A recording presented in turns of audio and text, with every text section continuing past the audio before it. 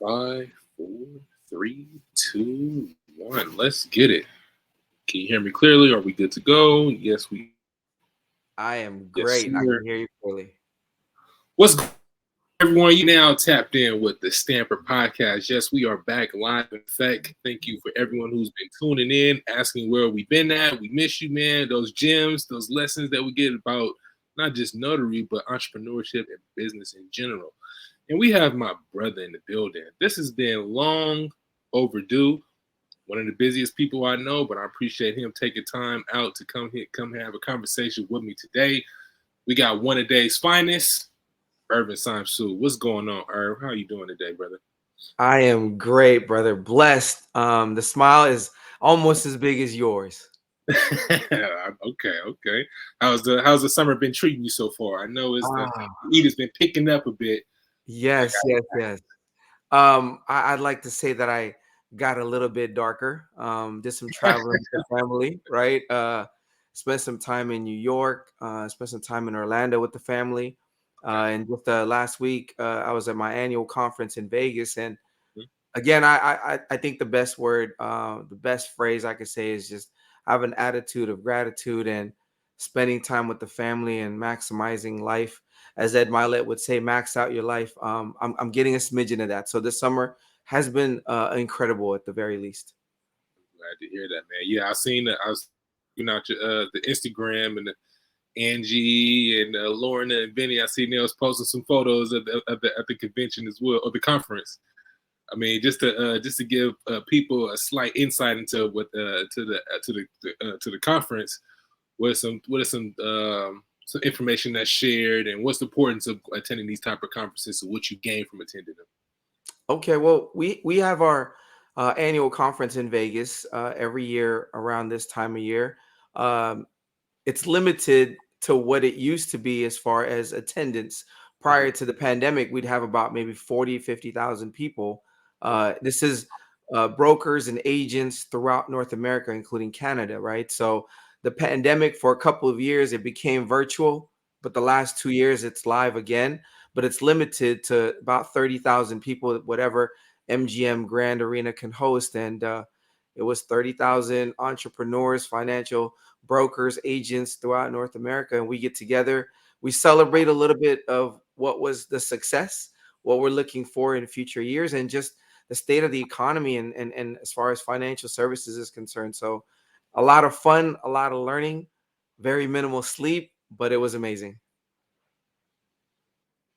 No, that's dope, man. The reason why I like those type of I think at least one entrepreneur, at least entrepreneur should attend a conference, business conference once in their lifetime at least.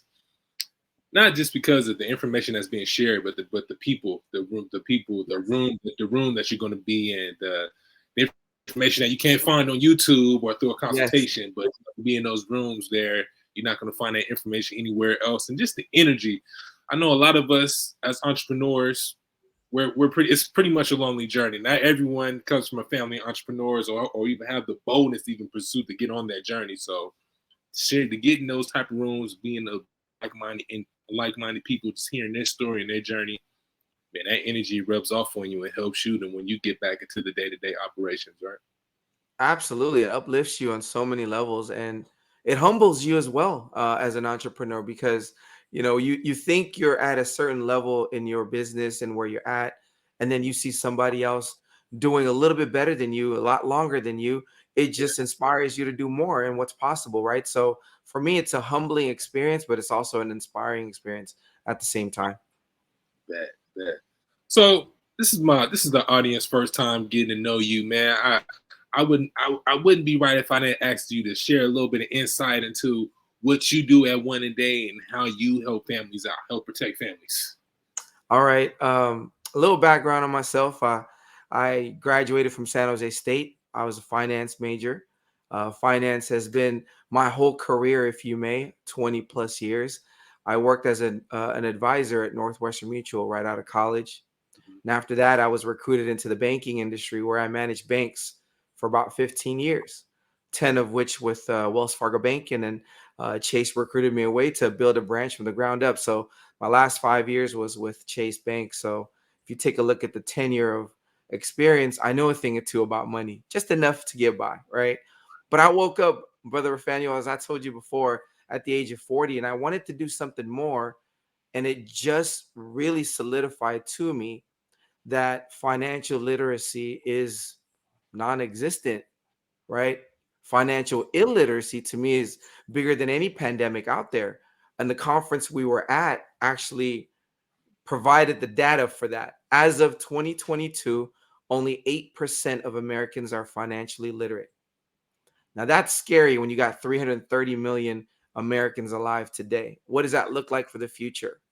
So 9 years ago, 9.5 years ago, correction, I started one a day. I was given an opportunity to build something for myself, right? Utilizing a platform that's already existing, but really just putting together my game plan around what teaching looks like, right? Developing leaders and coaches out there to teach the same content and provide the solutions that every individual has going for them or want to achieve for their family. So one a day stands for impacting one family one day at a time, because the number one to me is always overlooked. You can't get to 6 before you get to 1, right? So if we could just impact one person, one household, one business owner every single day, if you do that consistently enough in so many years, that's a lot of families being impacted. And you see in the background there, hope dealers. I'm the original hope dealer, and we, when I say we one a day, we build hope dealers out there. And the word hope means a lot to many different people. Yes, it gives people opportunity, chances, but it's an acronym for us, which stands for helping others plan and execute, specifically around money, right? That's in a nutshell.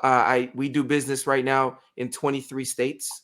That's not enough. I think that's very small, considering there's 50 states in the US. We got work to do, especially knowing 92% of Americans could use our help, right? So that's opportunity as a whole. And I like to challenge myself and my organization to grow through helping more families. So that's in a small nutshell. Family life. I'm married. I have 2 beautiful daughters. I'm a girl dad, not quite Kobe Bryant, but kind of like him, to where I'm blessed with 2 daughters, 16 and 14. And my family's the world to me. And I've got well, he's my son. It's my dog. His name is Rocky.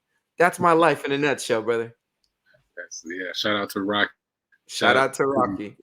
Shout out to the girl dads out there. I'm a girl dad myself, so salute as well. What I like about what you bring to the table, especially with one a day, is number one, just leveraging your banking experience and just your experience in finances. What I've seen is when most people do come into the financial services, I don't think the education is all the way quite there, and they're not able to be to their clients. Now, in the present moment, but eventually down the line, as they get more experience, be able to serve more clients. And so, but for you, that unique advantage helps you give a little more insight into how you're able to serve your clients. Now, this economy, probably one of the rockiest economies that we've had in recent times, especially with them announcing that interest rates are at the highest level that it's been in the last 22 years. What are some kind of things that you're seeing as far as either it's your clients or some things that you see currently in the market right now as far as interest rates goes and how people are dealing with the challenges of having and protecting their finances? You know what I say to that is this, right? Magic is the sleight of hand. What I mean by that is magicians make you pay attention to something when they do other things and the magic gets created. So what most typical Americans do is they pay attention to the news. They pay attention to things that's reported on the news. A lot of times that's more of a lagging indicator than a leading indicator already. So for example, we focus on, if you take a look at the last year, 12 months, the S&P, the Dow, and the NASDAQ has actually grown. But if you go further back, the last 2 years plus, it's actually dipped. So we might be like thinking in our mind, like, oh my God, this last 12 months, it's done well for me. Yeah, because 22 was really bad and 20 wasn't great either. So you got to look at the bigger picture. And I've learned a long time ago, Rafael, to look at things on the macro, not micro. But most Americans, because they're not literate financially and they don't have the knowledge and the nuances to take a look at various things, they focus only on the now and the most recent, right? But just like anything else, there's historicals.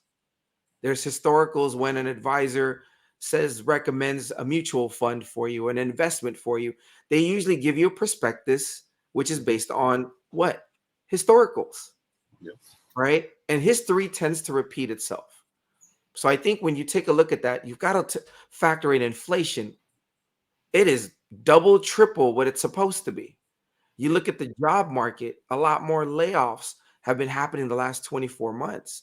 And you look at some of the projections of the retail stores, traditionally what drives, say, sales during the holidays, they're closing even more stores coming up here and going virtual completely. And the whole idea of AI taking over, like there's so many things that we have to take a look at. And also overseas, what's going on with China, what's going on in the Middle East, and everything else that's going on, it plays a part. But most Americans, we have blinders on. For example, Yeah. if somebody from Oakland, all they know is of Oakland, and that's all that they see. Yeah. But everything else happening around the Bay Area, California, United States affects Oakland one way or another, right? So when I sit down with families and individuals, the first thing that we do as financial coaches and hope dealers is let's take a look at where you're at currently. We're going to go ahead and just block all the noise, but let's take a look at Rafael and family, Rafael and the Stampin Academy, where you're at today, your current GPS. Then we take a look at, okay, where would you like to go 5, 10, 15, 20 years from now? Have some of these things been checked off on the list of your financial planning? And if it hasn't, why not? And how do we make sure it doesn't become a hindrance of getting there, right? So I try to take it from a macro in literacy and understanding, but when we work with clients, we sit down and customize everything specific to them, and that's where I feel we're a little bit different than the traditional route of an advisor, where if you don't have dollars and cents to your name, I really can't help you. But if I was to help you and you lack some of those dollar figures behind your name, then maybe I'll charge you per hour. We don't do that. Yeah. Right. So again, I feel that our niche are business owners, small business owners, middle to lower middle class families. That's my niche. That's our lane. Yeah. Same Right. here. And that leads me to my next question. So, unlike employees, business owners do when you decide to start a business, it doesn't come with a 401k. It doesn't come with a traditional retirement vehicle. It's pretty much you have your business. You need to put your own instruments in place to make sure that when that time does come, whether you retire from the business or whether you sell the business, you have a nest egg that you had to the side. Now, comes with a lot of responsibility as well to be not just being disciplined at the things, but having the knowledge in place as well. So can you talk about why it's very important for entrepreneurs to have some type of asset protections in place in case their business tanks or some type of event happens, that they have something that's going to help them sustain those periods of not having income coming in, or just have money aside, so that way that they're just there, they're going to continue their quality of life. I think in so many ways, it's not the business owner's fault. No one's really educated them, first and foremost, right? Secondly, they're so focused in running the business and growing the business, they don't have a trusted person that they can count on to really guide them along the way, right? Because if Rafael is an amazing chef, number one, doesn't mean he should open a restaurant. Right. And if he does open a restaurant, Rafael doesn't know anything about P&Ls, doesn't know anything about the financial planning side of the business. This is where he needs to make sure he has the right people in place to help him through, right? I know Legos are back in style, it seems like, from when I was a kid to nowadays. When you build your Legos, right? And I love analogies, is where you start to build the foundation first. Yep. That foundation has to be strong enough, no matter how big and tall that Lego that you're creating at the end of it. If the bottom pieces aren't strong enough to withstand anything that may make it fall, break, whatever, it's not stable and it will crumble. And you're right. The biggest challenge in most business owners are three things. Number one, they don't understand the importance of staying above inflation in profits year over year. Yeah. If you're not profitable year over year above inflation, I call that a hobby and not a business, Yeah. right? Secondly, they have to understand the tax game and maximize the tax game and work with the right financial, I don't know, coach, advisor, whatever representative you want to call it. And then also with the tax person that can see things eye to eye and work in tandem. Last but not least is what you alluded, brother. When am I going to retire and what am I going to retire with? Yeah. Because I didn't build this business just to build it till I take my last breath. There's got to be a plan prior to that. So discipline, habit, and structure has got to be in place to build your own retirement planning, because there is no 401k, there is no 403b, 457 thrift savings. You have to really create your own retirement. And I just love tax advantage retirement planning, to where business owners can write off their contributions and then be able to someday retire and maximize whatever gains that's in there tax free. Doesn't get any better than that, No, that's a fact. right? As far as, so let's say for someone that's watching this, right? They may be a business owner watching this. They may be hearing you say tax advantage. That sounds like something that's already generating a lot of revenue right now in the building stage, and I can't focus on asset protection because I'm trying to be profitable. I'm trying to get revenue coming in. What do you have to say to those people? Well, what I say to them is this: every year you have a profit and loss report. And if you're profitable, say 20,000 or even 2,000, well, you have to pay some taxes. So for me, how do you maximize your tax deductions and maximize your gains at the same time? So the best way I could say is, just because you're just starting doesn't mean that you should wait to start Right. on the planning side as well, right? You kind of want to do it simultaneously so you cover, dot all your I's, cross all your T's, because at the end, what we have on our side when it comes to building wealth is time. The older we get, the older the business, the less time we have to compound that wealth. Right. So day one is a lot better than day 20 or year 20. Right? Numbers don't lie, people do. And the beauty is you can start your strategic plan and build it. I call that step laddering. Yeah.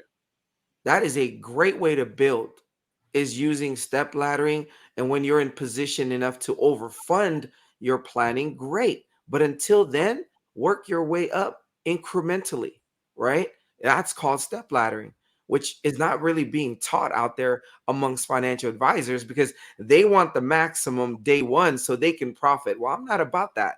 I'm Right. about the client winning, because when they win, I win. And when they win, odds are they're probably going to refer me a lot more clients. Right? Do it right the first time. Your time is our best asset. Yeah. That time is our best asset. So yesterday was the best time to start, and the second best time is now. So I can say, but I would say for me personally, I was one of those people where when you hear these type of conversations, in the moment you appreciate the information, but it's not something that you make as a focus, because in the beginning, that's you so focused on just getting your first client, focus on just getting business running. But like I said, as time goes on, we don't know if our businesses, businesses are risky. We don't know if we're going to be successful or be profitable. And so in the time being, it's good to have do your planning in place, because the last thing that you want to do is you wait 5 to 6, 7 years from now. You look up and say, okay, wow, I finally got some business going, but we get older. And you think about getting that planning in place, all those potential opportunities that we missed years prior. It's like we starting all over again. And we missed out on the opportunity to compound. Losing 5 to 7 years of opportunities to compound your wealth can be a big difference maker for you. Absolutely. Let's take it to your lane for a second. When you started as a notary moons back ago, right? Yep. What would you say in the first year, maybe the first 3 years, is the number of clients you actually maybe helped or signings that you did in a month? Ooh. My first year. First 3 years. Let's just say on average, first 3 years. First 3 years signings I get per month? Per month, yeah. It depends. So around that time, I was doing like loan closings. For people that's not familiar, loan closing, people purchasing, selling, take out a home like line of credit on your home, etc. Around that time, I was working mainly with the middleman, like with signing services. So I was probably doing about 10 to 20 signings, if that, a month. Okay, so let's just say a good number, say round number, say 20. This is somebody who's dedicated to their craft, really building their name, building their business, maximizing the different various channels of lending and documents, etc. Say 20, okay? Of the 20, what was the average income per signings that you did? Ooh, I want to say I'll probably say 75 to 90 bucks per signing. So let's just say $90, okay? Right. $90 times 20 signings, that's $1,800 net income, right? Yep. So if I were to take the standard formulation of 20% allocated towards building your retirement, 20% of 1,800 is about $360 now, isn't it? Yep. See, if I asked you to put away $360 at the end of the month, you'd freak out. Yeah, as most folks would. As most folks would. But if I say to you, every time you get a check for a signing, put away 20%, which is about, I don't know, $18 or so. Yep. You wouldn't flinch. Yep. That's the discipline I'm talking about. Yep. You don't wait till the end of the month. We teach you to be proactive each and every single product sold, service provided. So you're planning and you're already compartmentalizing your future. Yeah. This is where most Americans will fail. But because you have a hope dealer, a financial coach by your side, we will make sure you do that enough times. In 6 months, it becomes a lifestyle and a habit that's going to stick with you. You see what I'm saying? Yep. And that's just going to compound in the number of years that you've been signing had we done that day one. True or true? True. And again, this is where we come in as a coach, not as a salesperson. What are some typical pushback that you try to have these conversations with business owners? What are some of the typical pushback that you tend to get? Or I don't know if you already answered that question already, but if not, let me add the action. Importance as to they don't see the importance of retirement, which means to me, when you started the business, you didn't have an exit strategy. Right? And if you get on a plane, right, what's the first thing that they do? Emergency exits. Yep. Plan of action in case of. Yep. All these things. And the pilot, what does he do? It's called pre-flight check. They have this thick book that they follow to make sure the flight is safe. But God forbid things go south. There are things, checks and balances and things in place to make sure it's not detrimental. We can't get on a plane without doing all of that. So why would you start a business without planning ahead of time? That's just Stupid. I'm sorry. It is. That's planning to fail because there wasn't a plan to begin with, right? Another pushback would be, that's too much. I say, okay, what is too much? We have an actual analysis that we do so that it's functional and affordable. So for them to say that's too much, what they're saying to me is they don't want to. I would rather they just say that to me. Yeah. Because if they say that to me that they don't want to, then I could come back and say, okay, I apologize. I have not provided enough value for you to see the importance of planning for the future and planning for retirement, especially maximizing your tax deductions as well as your tax benefits tax-free down the line. Let's go over again those values. I would rather make sure, because you know what, brother? In the absence of value, cost is everything. In the presence of value, cost means nothing. Ask a cancer patient who's stage 4 on his or her dying bed. Would they have wanted to have a $10 million insurance policy for their loved ones? Heck yeah, they would. But when they were healthy and young, a $10 million policy for their loved ones, which we call love insurance, it's not as valuable to them because they didn't see it then. But the reality is, no one lives forever. Right? Yep. So again, those are just pushbacks. And a lot of times, people haven't gotten enough information to say yes. And it's just a little bit more education and literacy. And at the end, if they don't want to move forward, we have a process where we say, hey, when things change, we're here to help. And we just check in with them every so often. And what we do is we'll pray that when they do reach out to us, that it's not too late. There we go. Right?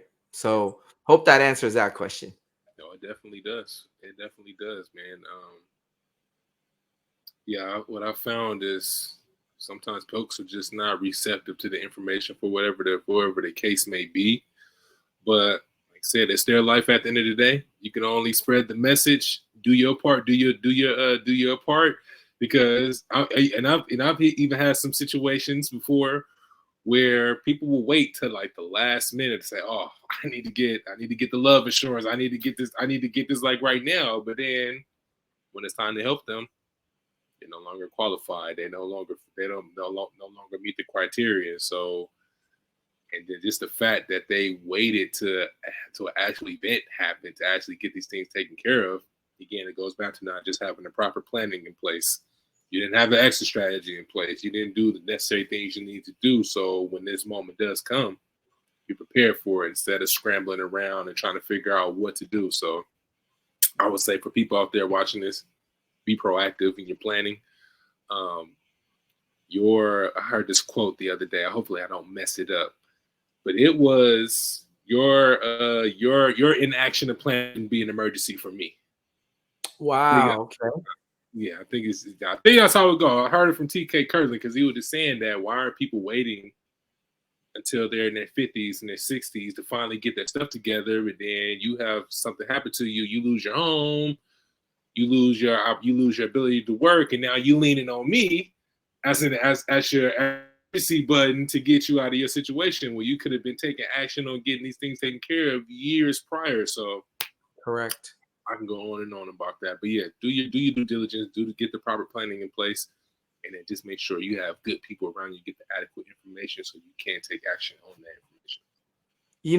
I want to add a couple things around questions that I want to ask those that may be watching this, right? Yep. Especially for business owners like yourself. Mm-hmm. If tomorrow you woke up and you're unable to do your profession for an extended period of time, how profitable would your business be? And how detrimental would your profit and losses look like if that were to happen? And who will care for the business, your family, and you, God forbid, you're unable to perform your job, your duties, and you're laid up somewhere in a hospital bed or even at home, non-functional. That is a scary, scary position, especially for business owners. That's one, right? Second question I have, becoming an entrepreneur and a business owner, at some point you may not have gone that route immediately, say from school or from college or whatever. You may have worked somewhere. My question to you is, while you're working somewhere else prior to becoming an entrepreneur and a business owner, one, did you start a qualified retirement plan? If so, who's managing it? What's that performance look like? Because you may be paying a whole bunch of fees to where you can't contribute anymore. All you're seeing is your balances dwindle.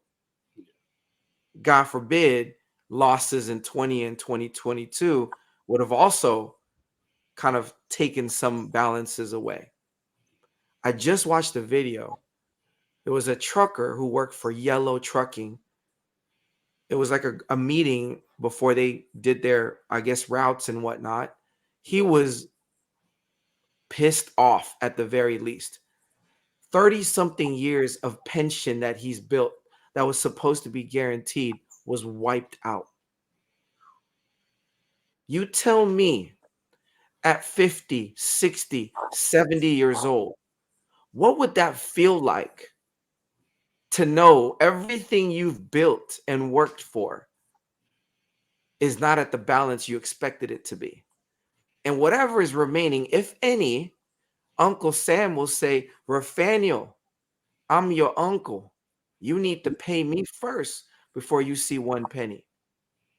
And I ask these questions because if you're unsure and these things are not in place to be able to handle those type of things, or you're not securing your future, your retirement the right way, I won't beg anybody, but I plead that you take some of my time or some of my coach's time and get some answers, at least some options, right? Be a little bit informed and educated on what your options are. Then at that point, you make the best decision for you and your family. But I will say with a smile, you make your bed, you sleep in it. Yes, Lord. Yep. I would say to want to say for that first question, as far as if you were to be in, if you're not able to run your business, how profitable would it be? I would say one of the biggest benefits to my business model is that I don't always have to do every single signing, right? And so obviously for every business owner who's watching this, you should already have a system in place anyway in case you can't even perform a signing. So whether that's you already have notaries that's going to do the signings for you, but you have a position that's filled where that person can schedule the signings for you, collect payment for you, and just give you updates on how the business is performing without you. Now, if you don't have those things in place, everything goes tumbling down, everything that you built, because you're essentially running the entire show by yourself. And it's hard, very next to impossible to run the entire business by yourself, especially if you're not there to run it. So I would say that have your systems in place. And then number two, what was that question for number two one more time? I think so. If you transitioned into your entrepreneur or owning a business, odds are you probably worked at a few jobs prior to, and if you did, were you contributing to a qualified retirement plan? And if you were, who's managing it? How's the performance? And have you done enough due diligence to possibly secure that so you need not have to worry about fees as well as the market, obviously the ups and downs of the market that could impact you? See, I made the mistake of when I first ventured into full-time entrepreneurship, I just said, hey, I'm going to be a risk taker and I'm going all in. And I had a nice little set of money aside in that 401k. I took all that money out. So what I was originally supposed to receive, like you said, Uncle Sam, additional taxes, everything, state taxes, I think state taxes, federal, and penalties and yes, and penalties as well. I think I had like 9,000. I ended up getting like 6 of it. Okay.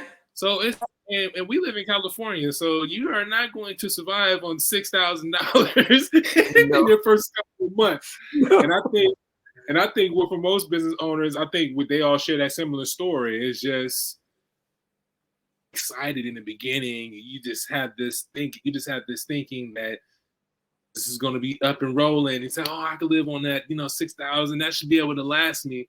And you don't even have proof of concept. You didn't even Nope. have your first client yet. And that was a mistake that I made when I originally first left. If I had to do it all over again, now granted, I'm happy I've turned, going through the fire and dealing with multiple experiences in this business. If I had to do it all over again, I would have kept the job and run the business. So that way you still have your job where it's going to pay for your household bills, and you're not putting so much stress on your business. Because when you're solely dependent on your business in the beginning, it's kind of hard to scale. If I'm taking all the profit from my bills, where's enough profit to run ads? Where's the profit to reinvest into my education so I can improve my skills? Where's money that's left over so I can just cover my business expenses? And it's going to be pretty hard. And then on top of that, I don't have enough to contribute to my to my retirement plan. Correct. So essentially, I'm like a hamster. I'm just like a hamster running in place, and I'm not really going anywhere. Yep. Say the time being, if you are going to venture off into the murky waters of entrepreneurship, keep your job first. Be profitable. Be profitable first, and then when it's time to leave, when you have enough positive cash flow coming in, then they'll say, okay, maybe you may make that decision to venture off. But that's all going to come down to what your situation is. And I like the cash flow analysis, which is so helpful. Just being able to track your finances and knowing where your money is so much for your psyche. I don't know why people just wing it. Okay, I'm making this amount of money this month, but then you look up at the end of the month, you're in the negative, and you're like wondering, where did my money go? I can tell you where your money went. Those multiple trips to the liquor store, those multiple trips in those particular vices that you may have, and you're not really keeping track of where your finances is going for retirement, for your family, for household, and having money left for it just to save in general. So just having that cash flow now, that one is a game changer. I would definitely encourage people to employ that. I'm not saying you have to do that every single day, but at least once a month to see where you're at. Absolutely. Yeah. But let's transition on. I know you had some questions about let's talk about estate planning. Yes, let's do that. That is important as well. Let's talk about estate planning. Something now, I would say in my community, estate planning is not something that's regularly talked about. As of late, I want to say in these last 2 years or so, I've had the privilege of being able to help a lot of families get their estate plans documents signed and notarized, and just getting educated on what happens if you don't have a trust in place, what's going to happen to your estate, dealing with probate, all the things all the headaches that you don't want to deal with if you don't have a plan in place. I have seen a statistic that says 70% of Americans do not have an estate plan. Oh yeah, 70%. That is, I would say probably that number is, pretty accurate, if not even higher. And the reason why I say that is estate planning in what I do is the last step of financial well-being or financial freedom, financial planning. It's the last step. My job prior to obviously being a broker was at the banks. And for those 15 years, every day I saw someone's assets frozen for lack of estate planning, lack of wills, trusts. Just everything has to do with estate planning. And when that happens, we at the branch level and even at the company level of these banks, we can't do anything because now the state and federal government comes to play. And legal is like freeze everything until the government says otherwise. Right. Now that can be so detrimental to a family. on so many facets, right? Yep. So many facets. So what I will say, bare bones for estate planning is this. If for whatever reason you are unable to make a financial decision, whether it is as a spouse, as a parent, as a child, on anything financially related, who would you want to make those decisions on your behalf? That's what you need to ask. Yep. If you want Uncle Sam to meddle into your business We and make will. those decisions for you at when they want to, and then also charge you fees and so on and so forth and taxes, then by all means, do nothing with estate planning. Yep. But if you don't want that to happen, by all means, you need to look into estate planning. We have in-house attorneys that we work with. I know Brother Rafael works with numerous attorneys because the way estate planning works, whether it's in the wills and trust or both, is that it needs to be created by an attorney and then it needs to be drawn up, which then requires a notary like Brother Rafael here, Yep. so that it can be notarized, legal and everything. Then it has to be funded. Those are the steps in estate planning.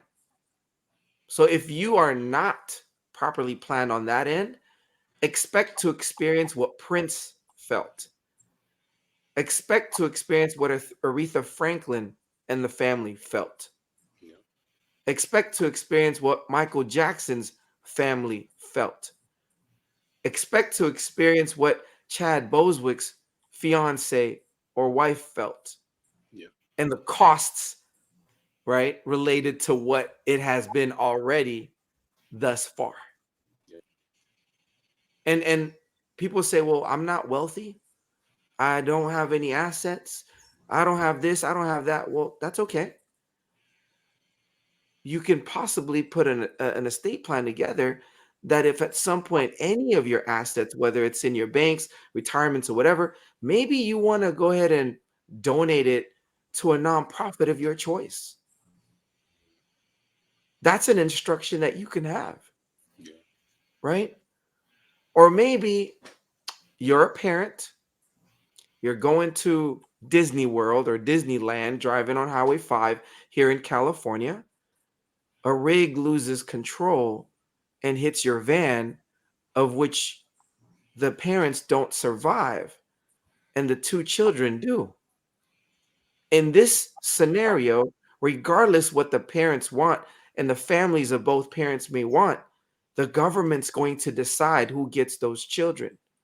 And those kids are going to go through foster care and everything else before they land a home that the government deemed fit. That's not their business. Yep. These are all important decisions that you wouldn't want somebody else to make on your behalf because you're unable to. That's not something to play with. Yep. And if you're a notary, like Brother Rafael, he kind of led the charge on this. And us working together a few years back, I had him connected with my trust attorneys, and he's ran with it since. You need to get with trust attorneys, notary folks out there. Better yet, make sure you understand the game of trust signings from the stamper himself, and he can teach you that. So that way you can profit while right now lending is of a challenge, right? Yep. Home purchases and sales is of a challenge. So your business does not suffer in these times. Yep. I highly recommend don't sleep on estate signings. And I'd like to take a little bit of credit of that to where Brother Rafael transitioned and added to his repertoire, and he just ran with it. Yep. So again, ask him how and learn from the best, I feel. And I'm not biased. That's how he's really stayed afloat and gained in this marketplace, because the last 2-3 years, no matter what somebody said, loan signings has been murky at best. And most of the loan officers that I know and realtors that I know in this year, really the last year and a half, business has been dry. Yeah. So why should your business be dry, notaries? It shouldn't. No, shouldn't. There's 70+% of Americans don't have an estate plan. You will have access to attorneys that you can go ahead and refer to, and then you can benefit from it by being able to notarize it. Not too many people refinancing at 7%. Not too many people at all. That's like double inflation already. Why would you? Facts. No, it's not. Yeah, it's not too many refis available out there. It's maybe has been one of the definitely game changers in my business. I mean, there was a point in time just in 2019, if I didn't get a loan signing or if I didn't get a signing from a signing service, I was like, yo, what's going on? I need to figure out something quick. But to be able to, thanks to you being able to get that relationship, have those relationships and be able to turn that and build other relationships with other attorneys, it just shift my entire focus to just focusing on estate planning, being able to help clients out with power of attorney documents. I wake up these days with a renewed renewed confidence in my business, knowing that I was right on betting on myself. That's another big piece as well. Just having the thought, like, man, I like now loan signs is, I want to say, not even 10% of my business. Nice. We've been able to stay afloat. I would say the one thing that I'm really proud of was to create opportunities for other notaries. I have people that come up to me all the time, whether they may have checked out my content, whether they have just gotten into the business and they weren't getting the opportunity before, but they happen to come across me and I hear their story and want to be able to help them out. Being able to create opportunities for other people, not something that I had a chance to do years ago. To be able to do that today, especially in this current environment where, like I said, where loan signing is pretty much 90 to 100% of most notaries business there. That's a small percentage of what we do, and still be able to help companies be put some money in their pockets. It's a feeling I can't just. I'm proud of you, man. I'm proud of you on so many levels. And people talk about giving flowers while they're still here. I've never stopped giving you flowers from the day that we met. Your energy was just what, and I've been transparent and honest with you from day one. I just think that there's a lot that you can give to people and a lot you bring to the table. I believe in you and your vision and what you want to do with business and where you're growing. I've believed in you and really like 3 years ago since we first met, right? I'm the little big brother of yours that you may not have ever had. So that will always be the case, right? And for me, if I can, and if we're closing up here, I want to just say a couple of things. I think I want to get a little spiritually connected with the audience and you as well. So one a day we have this statement or this question that we have: who's got soul? SOUL. And that's not just in business, that's also in life. Might be pertaining to your health, might be pertaining to your relationships, your spirituality, but also your business and finance. And we ask that question: who's got soul? I'm a big acronym guy. Soul to me is obviously our soul internally, who we are and our relationship with, whatever spiritual beliefs we have. But soul stands for sense of urgency lifestyle. You have to have a little pep in your step with everything that you do in life. Yeah. Not to say you want to rush it, but you've got to have urgency. The truth of the matter is we're all on borrowed time. Borrowed time. Rafael and I have a mutual friend at 65 years old last weekend or this past weekend lost her life. She was murdered. Just like that. Not going to go into details of that. The following day, I get a message: a 41-year-old successful business partner of mine has stage 4 cancer. Now, the truth of the matter is none of us are exempt from these things. So what I want to really embed in your life, whatever that is that you're currently prioritizing, just have some soul. Don't wait till tomorrow. Don't even wait till the next hour. The things that matter most to you, let's take care of those things. Otherwise, you cannot say to yourself, you have peace of mind and you're living your best life. You cannot, because you're not. That's a big message that I just want to really just relay out there. And at the conference, brother, this goes for you, especially for you and I, because we are in alignment to where we serve others. True or true? True. So Ed Milet, who was successful in building his business through financial services, comes to speak to his brothers and sisters every year in Vegas. He says, and I quote, "You didn't wake up today because you needed another day. You woke up today because somebody else needed you." Think about that for a second. Think about that for a second. And that touched me on so many levels. With all the coaches that I'm responsible for and their goals and their dreams, and all the clients in the last 9.5 years that I'm responsible for, on top of my own family, I don't take what I do lightly as the hope dealer. I don't. And for me, I get to wake up every day to go serve somebody else. Because if I don't wake up, that means my mission is done. I'm far from done. We're far from done. But when you wake up that morning, just know and understand you got to have soul and you got to go serve others. That's my last 2 messages, brother. I love it. Got to be on your purpose. Got to be on your purpose no matter what. Appreciate those kind words, Irv. This has been one of the dopest interviews I've had in a minute. I hope this is not your last time jumping on. We could talk No, shop. sir. No, sir. No, sir. We definitely would chop shop more on different topics in the future. I promise you that.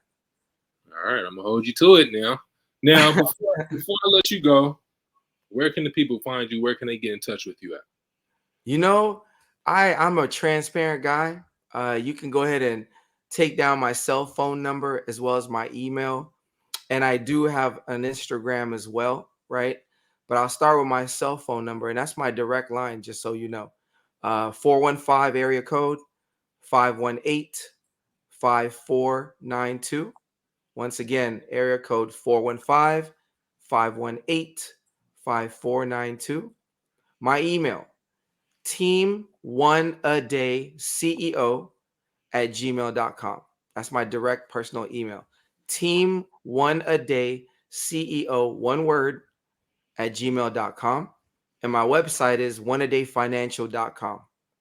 But if you are on Instagram and you want to get some daily information or daily inspiration, whatever that might be, because I put a little something every morning, my own version of affirmations called Rise, Grind, and Shine. And I know Rafael's seen plenty of that. And it's my way of reminding myself what I got to do today, mindset wise. So if you want to go check that out and follow me on Instagram, it's one_day_CEO. You'll find me there. You can't miss my face. Plenty of hair, brother. Let's get it. Let's get it. For all of you listening, if you're watching this on YouTube, make sure you like and subscribe to the channel. This helps us get an algorithm so we can get this information out to the. If you're listening to this on Spotify, Apple Podcasts, Anchor, Google, etc., make sure you give us a 5-star review. We want to get in that algorithm and get more listeners as well. I gotta give a super salute to my brother Irv for jumping on the show, jumping on the podcast with us today. Again, this is going to be the first of many to come. And until next time, y'all, we appreciate y'all for tuning in. Peace. God bless.